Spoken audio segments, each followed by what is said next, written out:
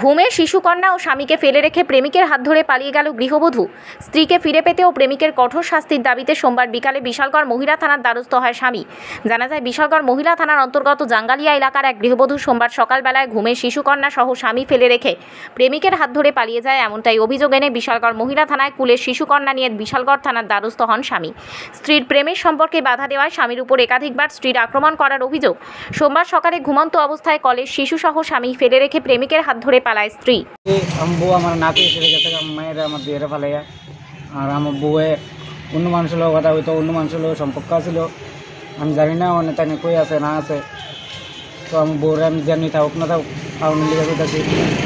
তো বউর নাম কি? বউর নাম হচ্ছে সুস্মিতা বর্মন। কোনখানে বাড়ি?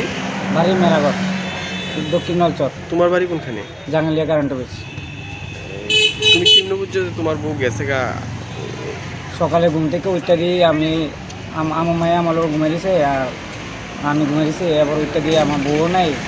আর এর আমি অনেক খোঁজাখুঁজি করছি, অনেক মানে এরা পরিচিত মানুষ সবাইকে ফোন করছি, ঘুম থেকে গেছে না।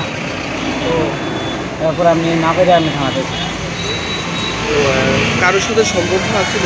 হ্যাঁ, কারোর সাথে কোনো সম্পর্ক আছিল? হ্যাঁ আসলে সম্পর্ক আছিল। এর কথা হইতো কার লোকে জানি, এর মাও জানে, এর মানে তারা সবাই জানে কালো কথা হইতো। আমি এটা সঠিক করে দেয় না, কিন্তু এর মা জানে সব কিছু। কার সাথে সম্পর্ক আছিল জানো?